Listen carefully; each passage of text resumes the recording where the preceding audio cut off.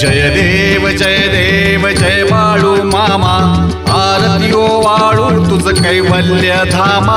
जय देव जय देव जय देव जय देव जय बाळू मामा, आरती ओ वाळू तुझ कैवल्य धामा। जय देव जय देव। धनगर कुलाचा उद्धार झाला, अवतरले संत अक्कोळ गावाला।